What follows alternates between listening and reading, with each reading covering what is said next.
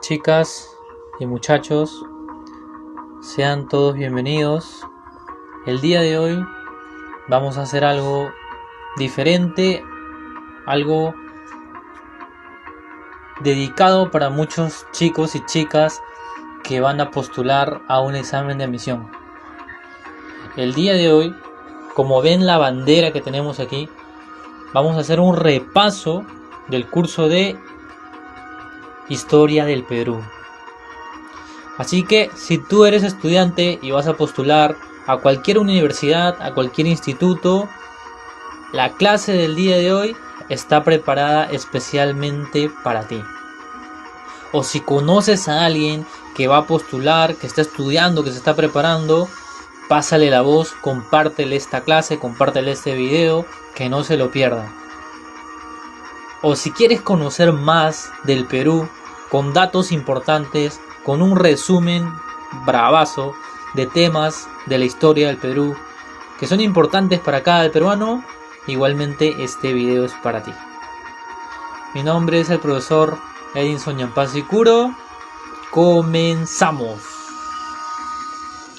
A ver, el día de hoy he elegido 3 temas. 3 es mi número favorito. He elegido 3 temas para hacer el repaso, ¿sí? 3 temas que de alguna u otra manera preguntan en los exámenes de admisión. El primer tema es la comunidad primitiva, ¿ya? En este caso va a ser la comunidad primitiva en el Perú. El segundo tema va a ser una de las culturas que para mí como docente es una de las más importantes, la cultura chavín. Y el último tema va a ser otra de las culturas que es muy famosa y que estoy seguro que casi todos ya la conocemos, la cultura Paracas. ¿Ya? Hoy vamos a conocer datos importantes de cada una de estas dos culturas y de la comunidad primitiva en general. Algunos datos que inclusive ya han venido en algunos exámenes de admisión y algunos datos que podrían venir en el examen de admisión. Así que por favor, muy atento a la clase del día de hoy, que vamos a tener estos 3 temas. Y ahora sí, con las imágenes, con el título, comenzamos. Una pregunta. Antes de comenzar con cualquier tema de historia, hay que hacerse una pregunta que es muy pero muy importante. ¿Adivinas qué pregunta es? Esa pregunta que debemos hacernos todos. Y yo creo que todo peruano que se respeta debe hacérsela. ¿Por qué es importante la historia del Perú? ¿Por qué es importante la historia del Perú? Déjame contarte un poquito.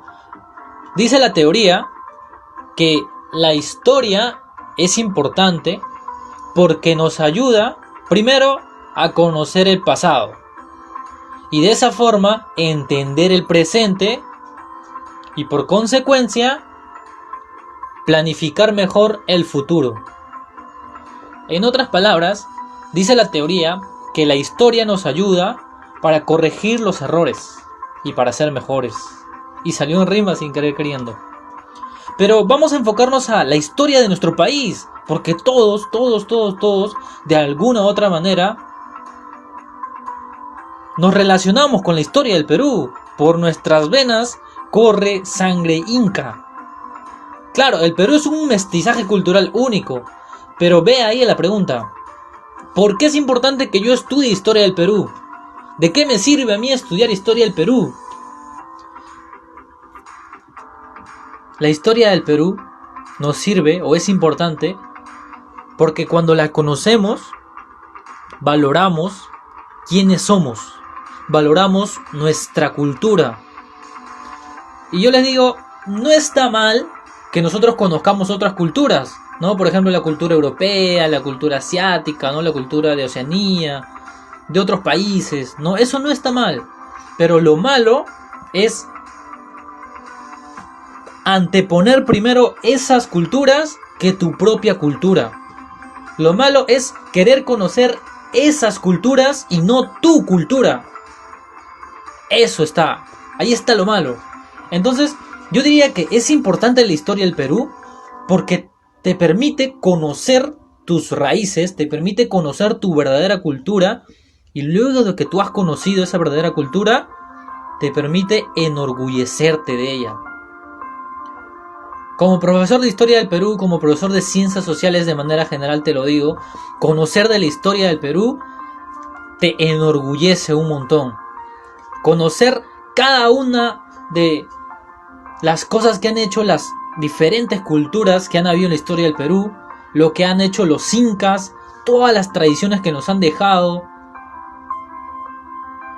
Cada rincón del Perú esconde una leyenda, una historia, un cuento que se ha ido pasando de tradición en tradición, una costumbre.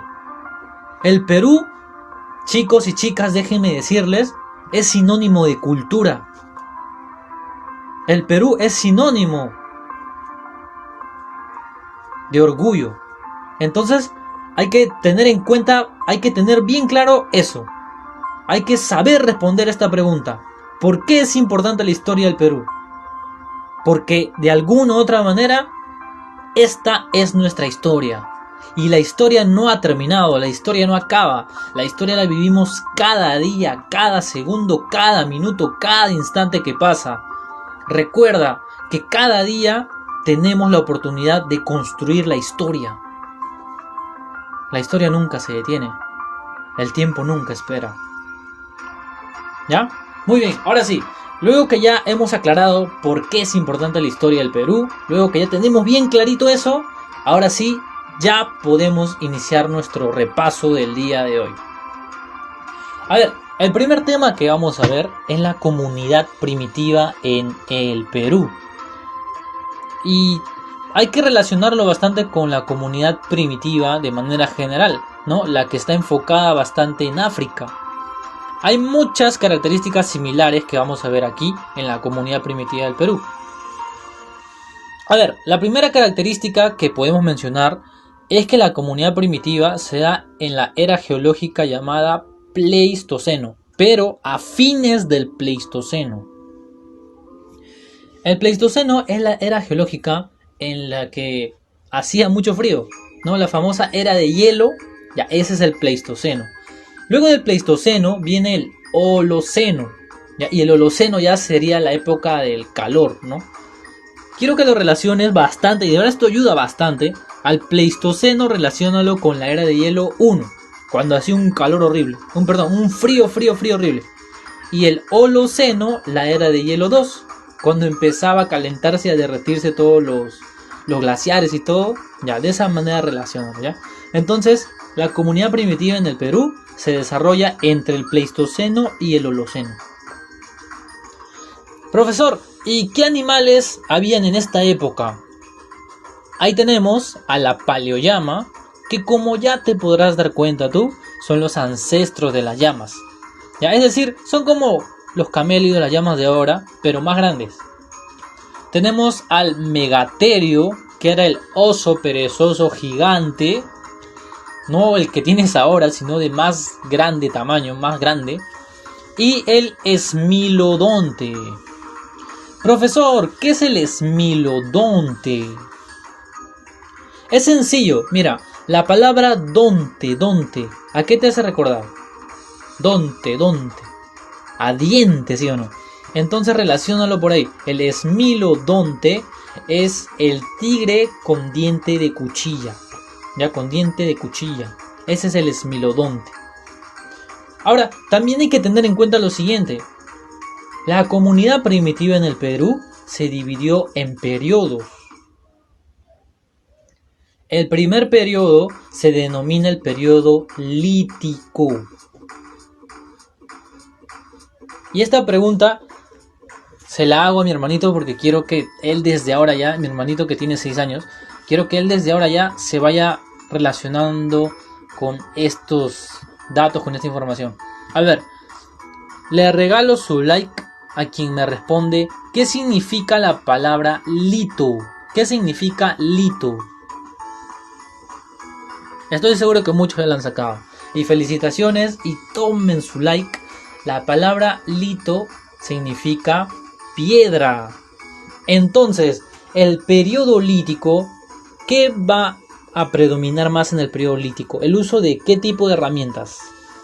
Correcto, en el periodo lítico predomina el uso de herramientas de piedra, ¿ya? Esa es la característica más importante. Pero también en el periodo lítico se desarrolló, ahí dice, la economía depredatoria, la economía depredatoria. En la economía depredatoria destacan las actividades económicas de la caza y la recolección. Ahora, para entender lo que es economía depredatoria, porque ponte que te pregunten una definición de la economía depredatoria o algo relacionado a la economía depredatoria, profesor, ¿por qué le dicen economía depredatoria? ¿O qué es la economía depredatoria? Es algo sencillo, mira. Relaciónalo con las actividades, la caza y la recolección. Cuando el hombre hacía la caza, lo que hacía era devorar todo lo que encontraba al paso, ¿no? No dejaba nada. Entonces el hombre lo que estaba haciendo era depredar. Todo lo que encontraba, lo mataba, lo acababa. Igual en la recolección, ¿no? Todo se lo recogía, lo comía, todo. No dejaba nada. Entonces por eso se le dice economía depredatoria. Porque el hombre lo que hacía con los animales en esa época era depredar. Ahí no había nada que, voy a criar a mis animalitos, ¿no? Que tengan sus crías, ¿no? Que tengan su ganado, así voy a criar. No, ahí no había nada de eso, chicos. No había nada de eso. El hombre depredaba todo y punto, ¿no? Era comer o morir, así de simple. Otra característica también importante del periodo lítico, el periodo que tiene mucho que ver con las herramientas de piedra, es que el hombre era nómade. Profesor, ¿qué significa esa palabra? Nómade. Yo lo he escuchado del colegio, profesor, pero ya no me acuerdo, profesor. Me suena un poco, pero no me acuerdo. Mira, no vaya a ser que te pregunten, mejor te lo explico ahorita. Al nómade hay que definirlo como una persona inquieta. Vamos a decirlo, una persona que no le gusta estar en un solo lado, que está de acá para allá, de allá para acá, de allá para acá, de acá para allá, igualito. Ya el hombre primitivo del periodo lítico era así, estaba de un lado a otro, de un lado a otro, de un lado a otro. Un ratito estaba en Lima, al otro ratito se iba para Junín, al otro ratito se iba para Huánuco, al otro ratito se iba para Huancavelica, y así llegaba hasta Tacna el hombre. Pero esto tiene una explicación, ¿ya? Mira, esto tiene una explicación de por qué el hombre era así. Y es muy sencillo, la verdad. El hombre depredaba, ¿sí o no? Entonces, lo que él hacía era, encontraba comida en un lugar, se terminaba, ¿y qué iba a hacer el hombre? Tenía que ir a otros lugares persiguiendo otros animales para poder comer, para poder cazarlos, ¿verdad? Y es de esa forma que el hombre iba de un lugar a otro, persiguiendo a los animales, ¿ya? Entonces el hombre obligatoriamente tenía que ser nómade, ¿no? Porque si no, no tenía para comer. Obligatoriamente tenía que depredar todo lo que había en un lugar y de ahí irse a otro lugar. Depredar todo lo que había en un lugar y de ahí persiguiendo a un animal se iba a otro lugar. Y así. Ahora, miren chicos, si algo han preguntado bastante los exámenes de admisión, si algo hay que tener en cuenta con respecto a la comunidad primitiva en el Perú, son los restos arqueológicos, ¿ya? Esto ha sido preguntas de exámenes de admisión, preguntas de institutos, bastante. Los restos arqueológicos del periodo lítico, en este caso. Ahí les he puesto 4, que no son los únicos, pero son los que más destacan. A ver, voy a pasarles a explicar rápidamente cada uno. El primer resto arqueológico del periodo lítico es el hombre de Pacaicasa, ¿ya? Y el hombre de Pacaicasa se encontró en las tierras lindas, en las tierras hermosas de Ayacucho. Dale un like a este video si tú eres de Ayacucho o tu familia viene de Ayacucho. Ahora, profesor, ¿por qué es importante los restos arqueológicos de Pacaicasa? ¿Sabes por qué es importante? Porque los restos arqueológicos de Pacaicasa se encontraron las herramientas líticas más antiguas. Las herramientas de piedra más antiguas se encontraron aquí, en el hombre de Pacaycasa, en Ayacucho, ¿no? Ya sea las lanzas hechas de piedra, ¿no? Los arpones hechos de piedra, todo ello se encontró aquí en Pacaycasa. Luego tenemos los restos arqueológicos de Toquepala, allá en Tacna, la ciudad heroica. Igualmente, dale un like a este video si tú eres de Tacna o algún familiar tuyo es de Tacna o tu familia es de Tacna. A ver, ¿quién se la sabe? ¿Quién se la sabe? ¿Por qué los restos arqueológicos de Tacna de Toquepala son importantes? ¿Qué había ahí? Y eso tiene mucho que ver con la imagen que tenemos aquí. Esta imagen de aquí que tenemos aquí tiene bastante que ver con Toquepala.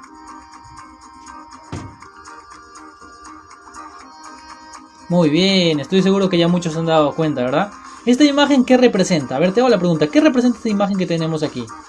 Mira, estos hombres están correteando a estas paleoyamas, vamos a llamarle. ¿Qué representa esta imagen? Una técnica de caza representa esa imagen, ¿no? A ver, te voy a explicar. En esa época, los hombres cazaban en grupo y tenían una técnica especial de cazar, ¿no? Los hombres de Toquepala y en Tacna tenían una técnica muy especial. ¿Sabes cómo era su técnica? Rodear a los animales. No los rodeaban, uno a un lado, otro lado, otro lado, otro lado.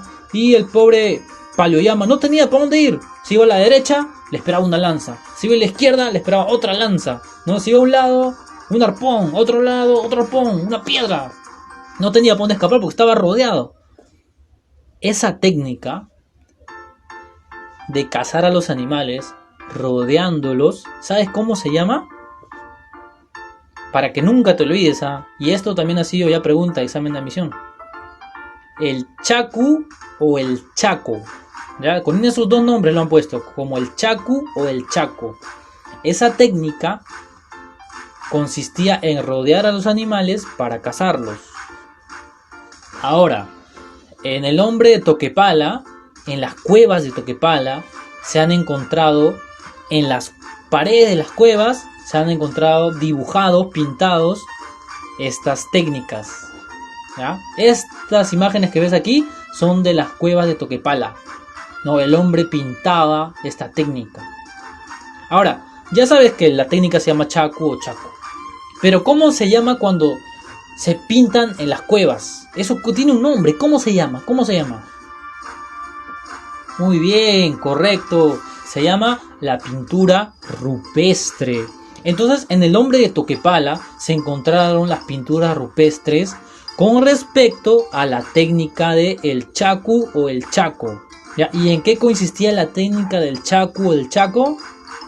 En rodear a los animalitos para cazarlos, ¿ya? Y es justamente lo que tenemos aquí en imagen para que te puedas guiar mucho mejor.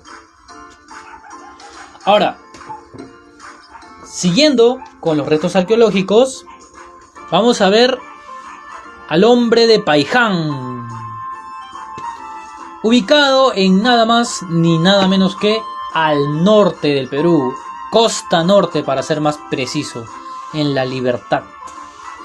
Y el hombre de Paiján es demasiado muy importante.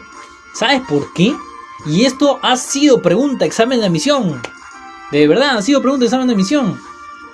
El hombre de Paiján. Aquí, en los restos arqueológicos de Paiján, se encontraron los restos humanos más antiguos de todo el Perú. ¿En serio, profesor? O sea, usted me está diciendo que el primer peruano se encontró en Paiján, La Libertad. Déjame decirte que sí, ¿ya? Los restos del primer hombre del Perú se encontraron aquí, en Paiján, en La Libertad. Ahora, una cosa es hablar de los restos humanos más antiguos del Perú, pero otra cosa es hablar de los restos humanos más antiguos de la sierra. Y si hablamos de los restos humanos más antiguos de la sierra, nos estamos refiriendo a los restos arqueológicos de Lauricocha, en nada más ni nada menos que Huánuco. Ya, en la bella Huánuco, dicho sea de paso. Ahí se encontraron los restos humanos más antiguos, pero de la Sierra del Perú, ya en la Uricocha. Bueno chicos, esta fue la comunidad primitiva, pero el primer periodo, el periodo lítico. Vamos a hacer un repasito así breve nada más para seguir avanzando, para que no se nos olviden aquellos datos importantes. ¿Ya? A ver, la comunidad primitiva se dio a fines del Pleistoceno y inicios del... Correcto, inicios del Holoceno. Animales más destacados: la paleollama, el megaterio y el esmilodonte. ¿Cómo era el esmilodonte? Muy bien, el esmilodonte era un tigre con dientes de cuchilla. Era del Callao ese esmilodonte. Ahora, el primer periodo que vamos a ver aquí en la comunidad primitiva era el periodo lítico, que era la economía depredatoria. Depre. Muy bien, que el hombre se depredaba todo lo que encontraba, ¿sí o no? No dejaba nada. ¿Y cuáles eran esas dos actividades económicas representativas de la economía depredatoria? Correcto, la caza y la recolección. Muy bien. ¿Qué era nómade? ¿Qué quiere decir que el hombre era nómade? Muy bien, que estaba de acá para allá, era bien travieso era el hombre, ¿no? De acá para allá, de allá para acá, de acá para allá. ¿Y eso por qué lo hacía? Eso tiene una explicación. ¿Por qué lo hacía el hombre? ¿Por qué? Muy bien, eso lo hacía porque iba persiguiendo a los animales que iba cazando. Ahora, los restos arqueológicos. Vamos a ver. Pregunta. En Pacaycasa, en Ayacucho, ¿qué se encontró? Correcto, los instrumentos líticos más antiguos. Y las pinturas rupestres del Chacu o Chaco, ¿dónde se encontraron? Ajá, en Toquepala, en Tacna. Y los restos humanos más antiguos de toda la sierra, en la Uricocha, Huánuco. Y los restos, para cerrar, los restos humanos más antiguos de todo el Perú, en Paiján, La Libertad. Ahora sí, sigamos. Ahora vamos a ver el segundo periodo, denominado el periodo arcaico, ¿ya? Pero aquí vamos a aclarar, el periodo arcaico se divide en dos, en el periodo arcaico inferior o inicial y en el periodo arcaico superior, ¿ya? O final. Y ahí vas a diferenciar bastante que el periodo arcaico inferior, el hombre recién se está desarrollando, y en el periodo arcaico superior ya vas a ver un gran desarrollo total, ¿ya? Y ahí se encuentra una de las civilizaciones más impresionantes y que es orgullo del Perú, ¿ya? Pero primero vamos a ver qué onda con el arcaico inferior. ¿Qué onda con el arcaico inferior, profesor? Aquí en el arcaico inferior se desarrolló la horticultura y el pastoreo. La horticultura es la antecesora a la agricultura, ¿ya? Aquí todavía se estaban experimentando con semillas. Y en el pastoreo ya vamos a ver que el hombre va dejando de ser tan depredador como lo era, ¿ya? Y va poco a poco teniendo más cercanía con los animales, ¿no? Ya no es tanto que se los come ni bien los mira, no tanto que los ve, ya es una parrilla de la paleollama, ¿no? Del megaterio. No, ya no es tanto que va a hacer eso, sino ahora el hombre los va a criar, ¿ya? Se va a relacionar mucho más con ellos. Eso es el pastoreo, ¿no? La crianza, digamos lo anterior a la ganadería, lo predecesor a la ganadería, y ese es el pastoreo. Y aquí el hombre ya no está tan inquieto, ¿no? O sea, ya no es tan nómade como en el periodo lítico. Aquí ya vamos a ver que el hombre es seminómade. ¿Qué quiere decir esto? Se encuentra en un lado, se mantiene por un tiempo, pero luego se va a otro lugar. Igualmente, se encuentra en ese lugar, se mantiene por un tiempo y se va a otro lugar, ¿ya? Eso quiere decir seminómade. No es que está yendo de un lado para otro, casi al instante, sino ahora se va manteniendo durante periodos cortos de tiempo en ciertos lugares, ¿ya? Ponte, se encuentra 3 meses, se mantiene en Lima, luego se va para Ancash, se mantiene ahí otros 4 meses y luego se sigue yendo, ¿no? Para la libertad, 5 meses, y así se sigue yendo, llega a Tumbes, ¿no? Y ahí se mantiene un rato y de ahí se va otra vez. Ya, eso quiere decir seminómada. Ahora, los restos arqueológicos, profesor, del periodo arcaico inferior, ¿cuáles serían? A ver, no son los únicos, pero son los que más destacan, ¿ya? Ojo, repito que no son los únicos estos restos arqueológicos. Primero vamos a encontrar a los restos arqueológicos de Nanchok, así se llama, Nanchok, en Cajamarca. Y seguro muchos estarán preguntando ahorita, profesor, ¿y por qué son importantes los restos arqueológicos de Nanchok? ¿Sabes por qué son importantes? Porque aquí en los restos arqueológicos de Nanchok se encuentra el primer horticultor del Perú, ¿ya? Las primeras muestras de horticultura se encontraron aquí, en Nanchok, Cajamarca, al norte del Perú, ¿no? Sierra Norte del Perú. Luego tenemos los restos arqueológicos de Telarmachay. Recuerda ese nombre, ¿eh? Telarmachay, en las bellas tierras de Junín. Dale like a este video si tú eres de Cajamarca o de Junín. Bellas tierras, ¿eh? Bellas tierras.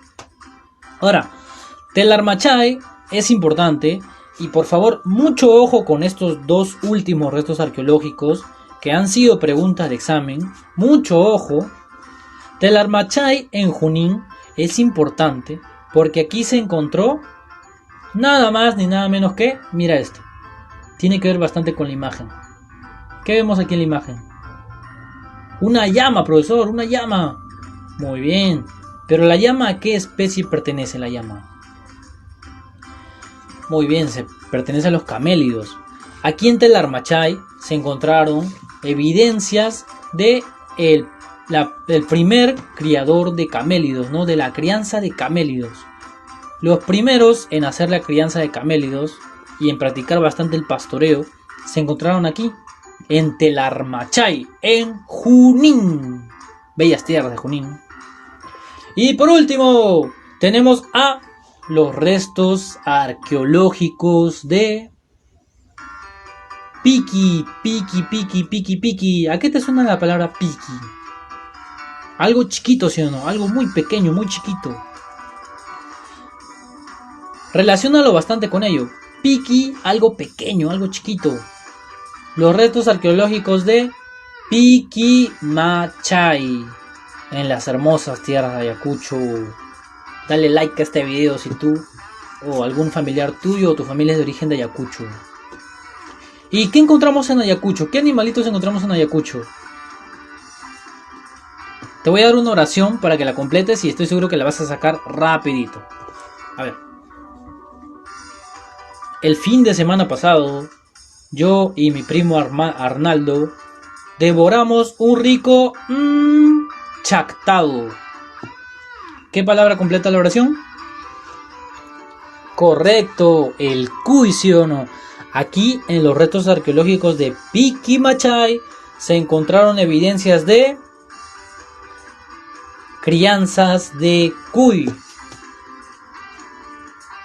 Los primeros hombres en realizar las crianzas de cuy se encontraron aquí, en Piquimachay, en Ayacucho.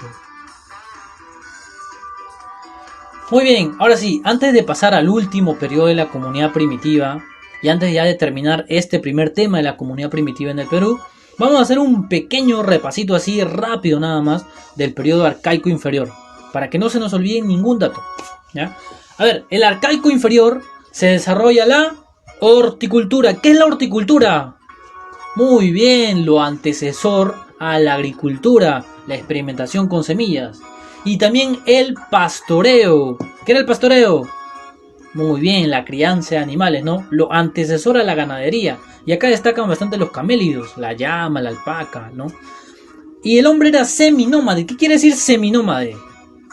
Correcto, quiere decir que estaba en un lugar por un rato y de ahí se iba por otro lugar. Se quedaba ahí por un rato y de ahí se iba por otro lugar, pero en periodos cortos, ¿ya? Ya no era que era tan nómade que solo estaba un ratito nada más y se iba por otro lado, un ratito y se iba por otro lado, ¿no? Ahora se mantenía en periodos cortos. Ahora, en los restos arqueológicos, a ver, te voy a hacer la pregunta y tú me dices la respuesta, ¿ya? A ver, ¿en dónde se encontraron las primeras evidencias de crianza de camélidos? Correcto, restos arqueológicos de Telarmachay, en las bellas tierras de Junín. A ver, pregunta. ¿En dónde se encontraron los restos arqueológicos de... las evidencias de, mejor dicho, el primer horticultor? Ajá, muy bien, en Nanchoc, Cajamarca. Ya, con esta cerramos la clase. ¿En dónde se encontraron las evidencias de crianza de cuy?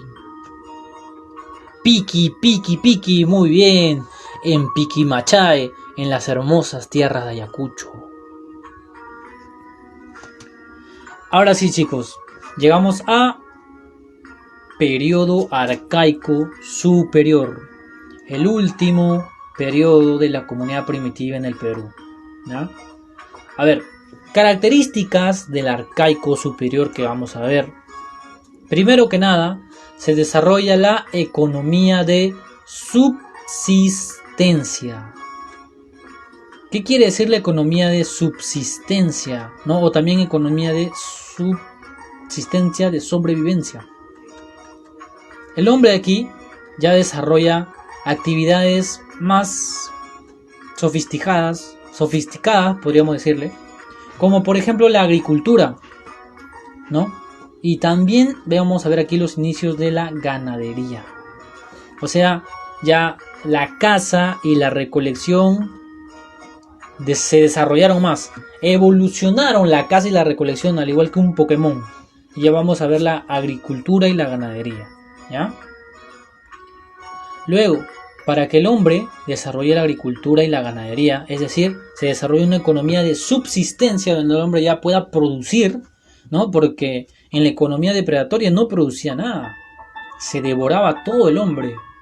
Pero aquí en la economía de subsistencia el hombre ya puede producir, ¿no? Cuando se hace la agricultura, se produce. Cuando se hace la ganadería, se produce.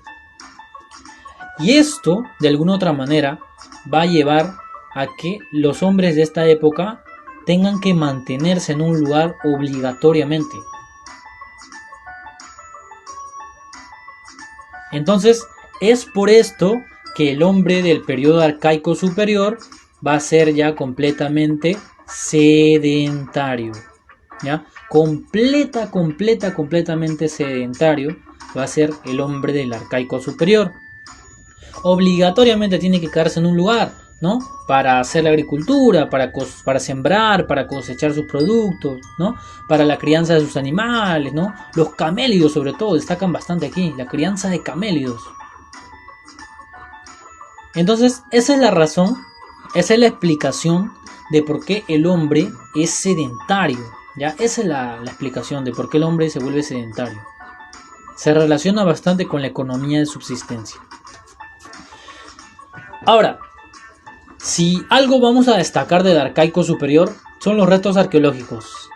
Y mucho ojo, mucho oído, que estos restos arqueológicos han sido pregunta de examen de admisión, ¿ya? Así que por favor, mucha atención a esta parte. Primero, vamos a destacar los restos arqueológicos de Caral, la ciudad más antigua de toda América. Y es un orgullo para mí hablarles de Caral en este tema. De verdad, como docente es un orgullo hablarles de Caral. Si tienen la oportunidad de viajar, de ir, les invito. Porque Caral se encuentra en Barranca, al sur de Lima. Ya está cerca, la verdad está cerca, no está lejos. Caral, la imagen de Caral es la que vemos aquí. Sigan a la flechita, por favor sigan a la flechita. Esta imagen de aquí es Caral, ¿no? Y este templo circular característico de Caral, muy característico. Caral fue estudiado por la arqueóloga peruana Ruth Shadi, ¿ya? Y es tan pero tan importante que podemos decir que cronológicamente Caral está a la par con Egipto, ¿ya? Dicen los arqueólogos, dicen los historiadores, que mientras se desarrollaba la civilización de Caral aquí en el Perú, allá en Europa se estaban construyendo las pirámides de Egipto. Es por eso que Caral es tan importante y sobre todo tan impresionante, ¿ya? Uno de los orgullos que tenemos aquí en el Perú, la ciudad de Caral. Ahora, otro de los restos arqueológicos importantes también del periodo arcaico superior son los restos arqueológicos de Huaca Prieta, en La Libertad, al norte, costa norte del Perú. Y profesor, ¿por qué son importantes los restos arqueológicos de Huaca Prieta? Es sencillo. En Huaca Prieta se encontraron las primeras evidencias de textiles, de tejidos, ¿ya? Entonces, los primeros hombres en realizar la textilería, el tejido, lo vamos a encontrar aquí, en Huaca Prieta, en La Libertad. Y por último, ya para cerrar el tema del arcaico superior, para cerrar el tema de comunidad primitiva en el Perú, vamos a ver a los restos arqueológicos de Cotox, ¿ya? Los restos arqueológicos de Cotox, en nada más ni nada menos que las bellas tierras de Huánuco. Y para los restos arqueológicos de Cotox, sí vamos a utilizar estas imágenes que tenemos aquí. ¿Por qué son importantes los restos arqueológicos de Cotox, profesor? Por esto, mira, se encuentra un templo muy especial un templo. Mira, sigue la flechita. Esta imagen que ves aquí es la imagen de un templo religioso, dicho sea de paso. En este templo se encuentra algo que hace representativa a Cotox. Esto de aquí. Mira, vamos a entrar al templo. ¡Plic! Entramos al templo y nos encontramos con esto. Estas manos cruzadas elaboradas de piedra se encuentran aquí, en Cotox. Es por eso que es tan importante Cotox, porque ahí se encuentra el famoso templo de las manos cruzadas, ¿ya? Y este es un templo religioso. Ahora sí, para pasar a nuestro segundo tema del repaso del día de hoy de historia del Perú, vamos a hacer un pequeño, valga la redundancia, repasito del periodo arcaico superior. A ver, el arcaico superior desarrolló una economía de subsistencia. ¿Qué actividades económicas representan a la economía de subsistencia? Muy bien, la agricultura y los inicios de la ganadería. El hombre, ¿cómo era en el arcaico superior? ¿Nómade, seminómade o sedentario? Ajá, sedentario. ¿Y cuál era la explicación de que el hombre tenía o se volvió sedentario en esta época? ¿Por qué? ¿Cómo explicamos esto? Muy bien, por el desarrollo de la agricultura y la ganadería. El hombre obligatoriamente tenía que quedarse en un solo lugar, ¿ya? Ahora, pasamos a los restos arqueológicos. Caral, ¿por qué es importante los restos arqueológicos de Caral? Correcto, porque son considerados como la ciudad más antigua de toda América. ¿Semejantes a qué son Caral? ¿A qué civilización? Muy bien, a la civilización de Egipto. ¿Quién estudió Caral? ¿Quién fue la estudiosa que hizo todos esos descubrimientos de Caral? Ruth Shadi, la arqueóloga peruana Ruth Shadi, sanmarquina.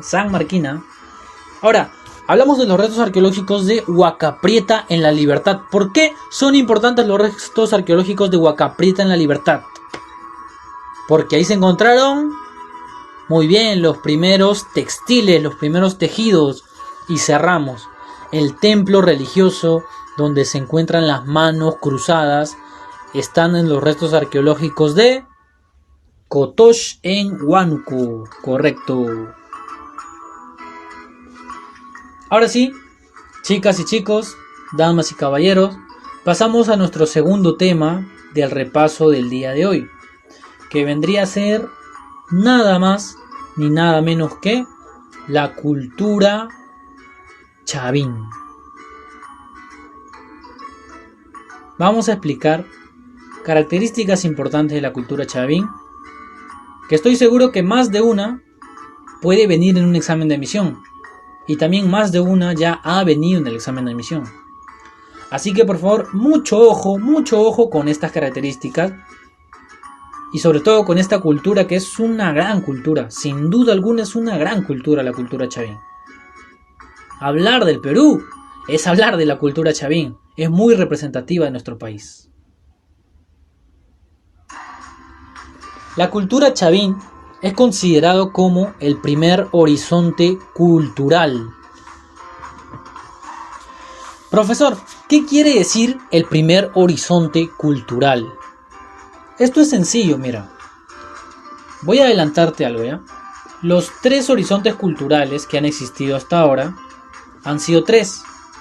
Chavín, Wari, ¿y cuál es el último? Yo sé que tú te lo sabes. Vamos, campeón, vamos, campeona. ¿Cuál es el último? Chavín, Wari, ¿y quién más? ¿Cuál es el último? Correcto, los incas. ¿Y por qué se les considera horizonte cultural? Es porque estas culturas marcan un antes y un después en la historia. Estas culturas lo que hacen es recoger todos los conocimientos de las culturas que habían antes de ellos, ¿ya? Y los juntan. Por eso se le dice primer horizonte cultural o también primera síntesis cultural, ¿ya? A Chavín también se le denomina como cultura panandina, porque llegó a abarcar gran parte de los Andes. El descubridor de la cultura chavín está ya por demás mencionarlo. Lo tenemos en imagen y si no lo conocías, te lo presento.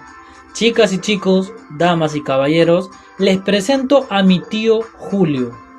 Mucho cariño, mi tío Julio César Tello. Ahora, quiero dejar esta pregunta al aire y la vamos a responder en la siguiente cultura, ¿ya? Quiero dejar esta pregunta al aire. ¿Por qué es importante Julio César Tello? ¿O cómo es considerado Julio César Tello en la historia del Perú? ¿Cómo es considerado Julio César Tello? Ya, esa pregunta la voy a dejar al aire y la vamos a responder en la próxima cultura, ¿ya? Pero vayan pensando, vayan recordando. Ojo que no se vale buscar en Google, ya, no se vale googlear, no hay que hacer trampa. Recuerden todos sus conocimientos previos, ¿ya? Repito la pregunta nuevamente. ¿Por qué es importante Julio César Tello? ¿Cómo es considerado Julio César Tello? ¿Ya? Ahora, ¿dónde se encuentra ubicado la cultura chavín, profe? En nada más ni nada menos que en el Callejón de Conchucos, entre el río Mosna y Huachexa, en Ancash. Y ahí te vas a dar cuenta tú de por qué la cultura chavín logró desarrollarse tanto. Mira, se encuentra entre 2 ríos, el río Mosna y el río Huachexa. Y una cultura para desarrollarse necesita obligatoriamente estar cerca al río, porque el agua del río te permite desarrollar la agricultura, te permite desarrollar la ganadería. Y aparte, tienes esa agua para tú poder consumirla y sobrevivir. Y la cultura chavín no tuvo un solo río, tuvo 2 ríos, el río Mosna y el río Huachexa, allá en Ancash. Entonces, esto de alguna u otra manera va a explicar de por qué se desarrolló tanto la cultura chavín, ¿ya? Entonces, repito nuevamente, para que una cultura pueda desarrollarse, necesita de estar cerca de un río. Ya, eso es clave, muy importante. Ahora, profesor, ¿cuál es la capital de la cultura chavín, profesor? ¿Cuál es el lugar más importante de la cultura chavín? El centro de la cultura chavín. Se los presento ahí en imagen. Chavín de Huántar. Ya, esa es la capital de la cultura chavín. Chavín de Huántar. El centro, el lugar más importante. Ya, ahí se hacían las ceremonias, ahí se hacían las ceremonias religiosas más importantes. A todos los dioses que tenían los chavín. Ahora, el siguiente dato es lo más destacado de la cultura chavín. ¿Ya? A ver, si algo quiero que te lleves de aquí de la cultura chavín, es lo que vamos a ver a continuación. El aspecto cultural. A ver, mira. Cada cultura se desarrolla, o cada cultura destaca bastante en un aspecto cultural. Y en este caso, la cultura chavín se desarrolla bastante en la litoescultura. Ahora, seguro muchos estarán preguntando, ¿qué es la litoescultura? Esto se explica con lo que te dije al inicio. ¿Qué significa la palabra lito? Muy bien, la palabra lito significa piedra. Y la palabra escultura tú ya la sabes. Entonces, la cultura chavín se destaca bastante en la escultura elaborada de piedra. Y estoy seguro que con la imagen que te voy a poner a continuación, ya te vas a dar cuenta de qué estamos hablando. ¿Quién no reconoce a esta imagen? ¿Quién no ha visto en algún momento de su época escolar, en algún momento de su preparación académica, preuniversitaria, cualquier tipo de preparación que hayas tenido, esta imagen de aquí? ¿O a quién no le han hablado de estas famosas cabezas clavas? Un gran ejemplo de litoescultura, ¿ya? Escultura elaborada de piedra. En esto destacó la cultura chavín como ninguna otra cultura. Los maestros en la litoescultura fue la cultura chavín, ¿ya? Y un gran ejemplo, las cabezas clavas. Pero, vamos a ver que aquí la cultura chavín va a tener lo que muchos han llamado como la trilogía lítica. De verdad, mira qué nombre tan bravazo. Muchos le han puesto el nombre de la trilogía lítica. ¿Sabes a qué? A lo siguiente. Con ustedes, el lanzón monolítico. Profesor, ¿cómo es eso? Quiero que miren al medio de la imagen. Mira, sigue la flechita. Mira al medio de la imagen. Esa tremenda estructura de piedra grandaza de casi 2 metros, un poco más creo, donde representaban a sus dioses, ¿ya? El lanzón monolítico representaba al dios jaguar. Este es uno de los que forma parte de la trilogía lítica de la cultura chavín. Apúntalo, el lanzón monolítico. Segundo, la famosa estela de Raimondi. Y en la estela de Raimondi dicen que se representaba al dios Huiracocha, el famoso dios visco, o también se le decía el dios de los báculos, ¿ya? Segundo, que forma parte de la trilogía lítica, la estela de Raimondi. Ya es un tremendo, una piedra enorme, la estela de Raimondi. Y por último, y ya con esto terminamos la parte de la cultura chavín. Por favor, nunca lo olviden, porque esto se relaciona bastante con el descubridor de la cultura chavín, con nuestro tío Julio, el tío Julio César Tello. Nada más ni nada menos que... ¿Cómo se llama esa estructura? A ver, le regalo su like a quien me dice cómo se llama esa estructura que tenemos aquí al frente. Muy bien, correcto. Y toma tu like. Estamos hablando de el famoso obelisco Tello. ¿Ya? El obelisco Tello, que fue descubierta por Julio César Tello. Ahora, si te preguntan sobre el obelisco Tello, ¿qué es lo que se representa ahí? Se representa a dos caimanes. ¿Ya? Un caimán que miraba hacia arriba, hacia el cielo, y otro caimán que miraba hacia abajo. Y esto demuestra que en la cultura chavín también se adoraban a los caimanes, o que sus dioses tenían esa forma, ¿ya? Entonces, date cuenta de lo que se representaba en cada una de las litoesculturas que acabamos de ver. Esto es una gran muestra de que en la cultura chavín se adoraba a la naturaleza. Se adoraban a los elementos de la naturaleza, como lo son los animales.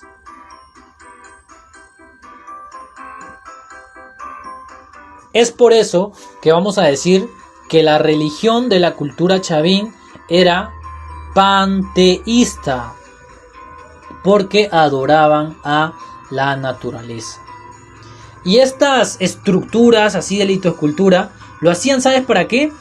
Para controlar a la población, para que la población tenga miedo. Miren, estos dioses se van a molestar si ustedes no obedecen, no hacen caso, ¿ya? Para eso hacían todas estas litoesculturas. Era para dominar, era un control social.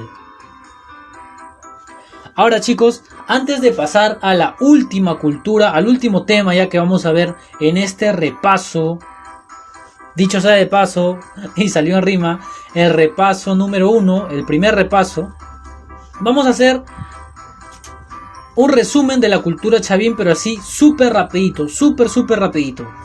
A ver, ¿por qué la cultura chavín es considerado como primer horizonte cultural? Muy bien, porque juntó todos los conocimientos de las culturas antes a ella. Ahora, ¿por qué se le dice que es cultura pan-andina? Correcto, porque abarcó grandes territorios de los Andes. El descubridor, nuestro tío Julio, y sigue la pregunta pendiente, no me he olvidado, sigue la pregunta pendiente de por qué es importante Julio César Tello en la historia, o cómo es considerado Julio César Tello. Ya sigue la pregunta. Ubicación: Callejón de Conchucos en Ancash, ubicado entre dos ríos. ¿Cómo se llamaban esos dos ríos donde estaba ubicada la cultura chavín? El río Mosna y el río Huachexa. Muy bien, correcto. Y la capital, Chavín de Huanta. Y el aspecto cultural más importante en el que destacaba la cultura chavín era la litoescultura, ¿no? Era la escultura elaborada de piedra. El primer ejemplo que vimos eran las cabezas clavas, que eran considerados como guardianes de los templos. Los ponían en los templos como guardianes para asustar a los invasores. Ahora, ¿cuál era la trilogía lítica que tenía acá la cultura chavín? Para que nunca te olvides, ¿eh? La trilogía lítica. ¿Quién era el primero? Muy bien, el primero era el lanzón monolítico. El segundo, la estela de Raimondi. Y el tercero, y con esta cerramos la clase de cultura chavín. Correcto, justamente lo que tenemos aquí en imagen, el obelisco Tello. Y ahora sí, chicos, vamos a cerrar, vamos a terminar ya nuestro repaso de historia del Perú. Primera parte, ¿eh? Ojo que va a haber segunda parte, va a haber tercera parte. Y si hay cuarta parte, sería mucho mejor. Pero esta es una primera parte nada más. Vamos a terminar viendo a la cultura Paracas.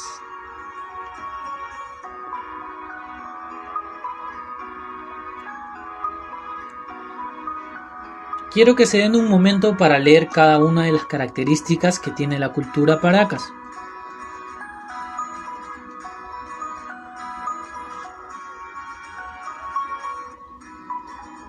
Ahora sí, paso a explicar rápidamente.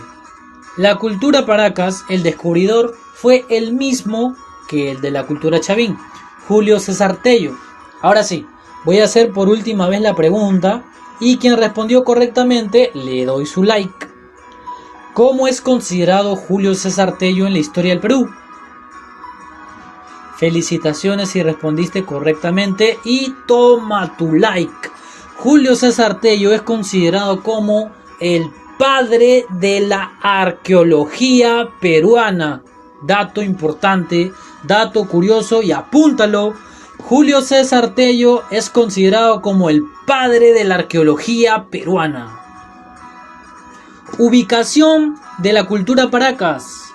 El mismo nombre ya te dice dónde se encuentra. En la bahía de Paracas, en Ica. Específicamente, ¿dónde, profesor? En el Cerro Colorado, ¿ya? Cerro Colorado, bahía de Paracas, en Ica, al sur de Lima. Aspectos culturales, y aquí vamos a destacar bastante, pero bastante, el aspecto cultural donde la cultura Paracas fueron los maestros.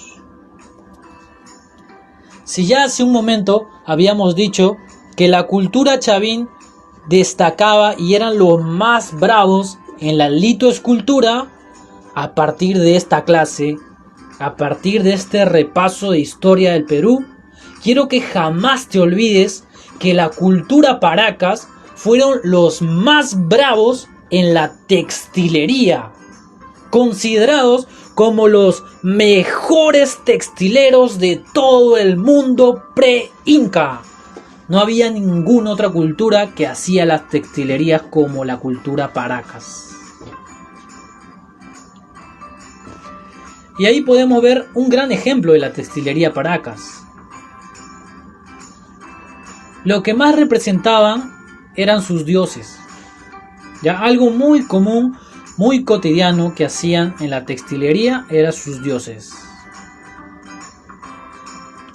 Ahora, otra característica que también vamos a ver del aspecto cultural van a ser las famosas trepanaciones craneanas. ¿Ya? En las trepanaciones craneanas, ¿qué podemos ver? Las trepanaciones craneanas dice que se les hacía un huequito en la cabeza de las personas para curar sus dolores de cabeza. Las trepanaciones craneanas tenían un fin curativo y como anestesia se utilizaba el San Pedro, ya que eran poderosos alucinógenos que lo utilizaban como anestesia. Y se les recubría la cabeza para tapar esos huequitos que se les hacían con láminas de diferente material, ¿no? Y se les ponía de oro a los que eran de la nobleza. Y esto de alguna otra manera era una forma de diferenciar socialmente a las personas.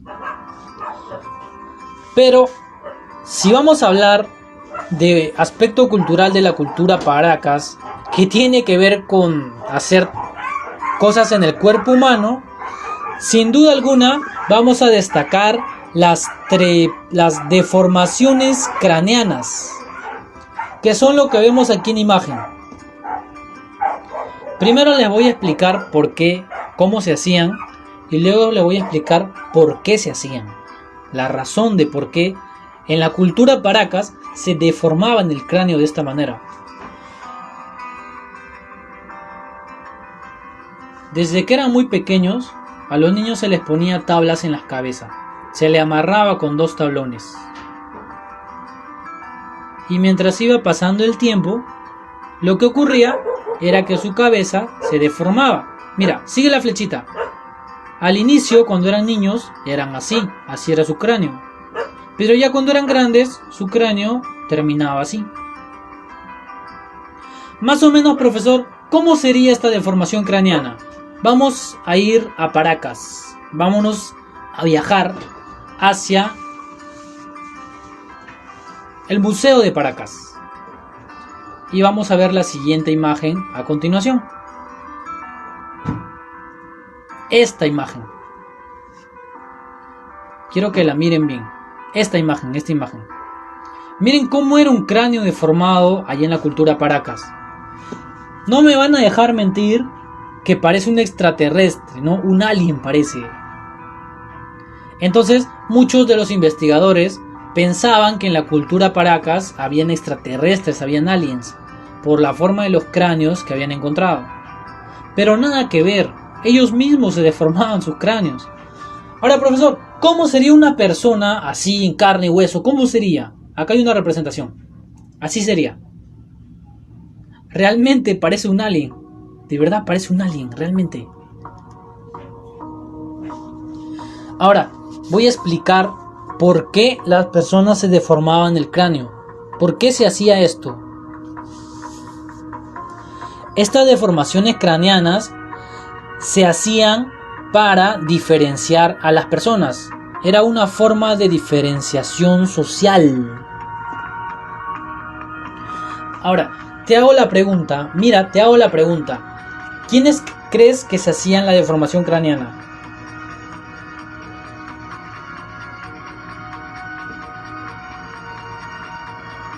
¿La nobleza o el pueblo?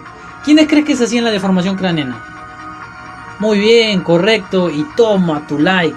La nobleza se hacía la deformación craneana. Los del pueblo no, los del pueblo nada que ver con eso. Cada vez que veían una persona que tenía su cráneo deformado, ahí lo veían y decían, este pertenece a la nobleza, wow, este pertenece a la nobleza. Como que la moda era deformarse el cráneo. Y de esa manera identificaban a quienes eran de la nobleza y quienes eran del pueblo. Ahora, quiero hacerte la pregunta, joven, señorita, estudiante que me estás escuchando, conocedora de la historia del Perú, ¿tú te deformarías la cabeza de esa manera? Déjame en los comentarios, por favor, tu respuesta. Si tú te harías esa deformación craneana.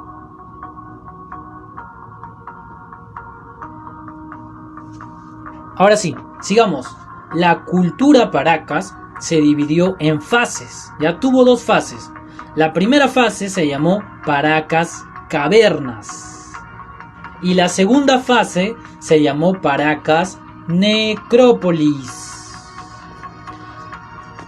En la fase Cavernas, la capital era Cajahuana. Ahora te voy a explicar por qué se le denominó fase Cavernas, ¿ya? ¿Cuál era la razón de ese nombre, fase Cavernas? La explicación es sencilla. Es por la forma en la que hacían las tumbas allá en Paracas, en esa fase Cavernas. Mira, si te das cuenta, esta tumba de acá tiene forma de copa invertida, ¿no? Como una copa pero volteada. Y dentro de esa copa hay un compartimiento donde se encuentran todos los fardos funerarios que contienen a los muertos. Y este fardo funerario también era otro ejemplo de textilería que ellos hacían.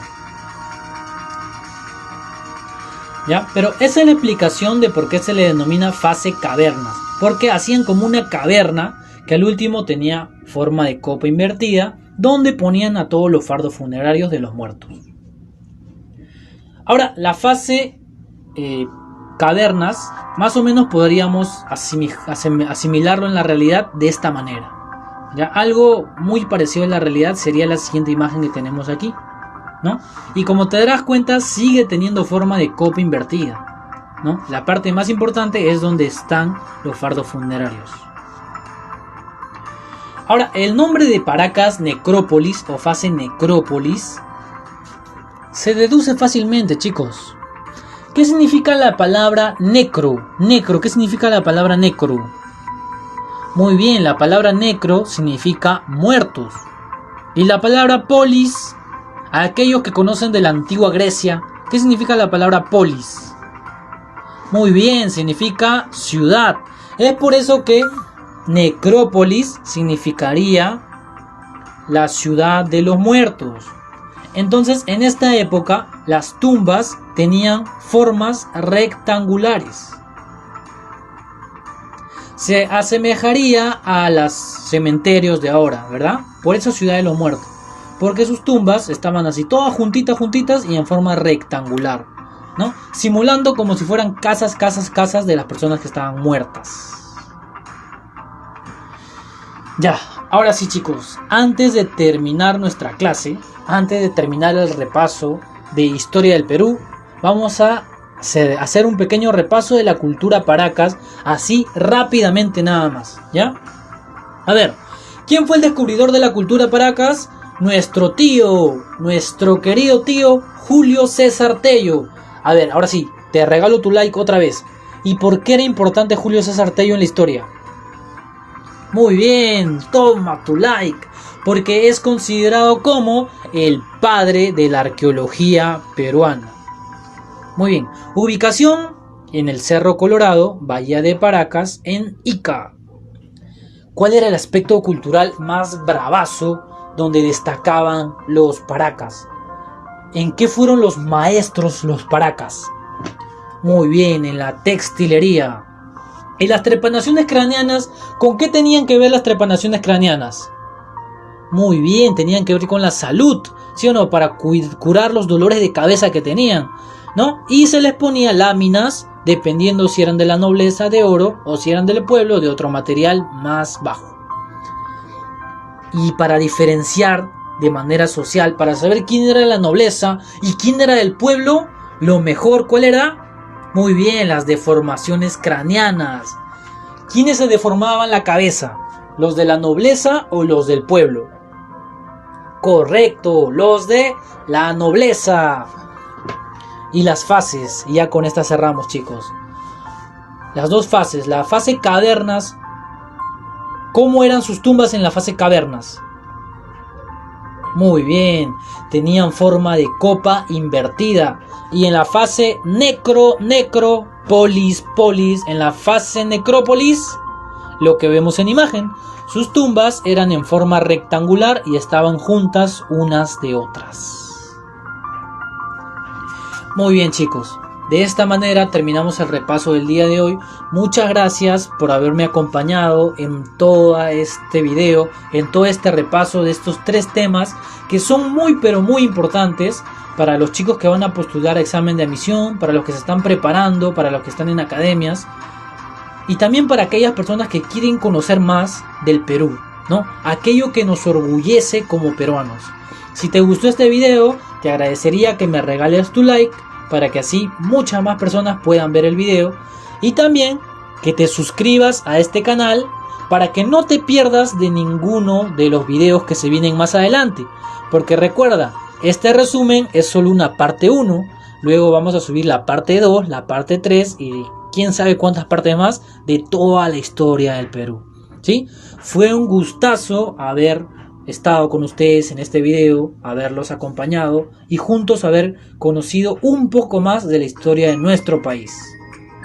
Mi nombre es el profesor Edinson Yampasi Curo y como digo en todos los videos, hablamos en el próximo video. Cuídense mucho, chicos, hasta luego.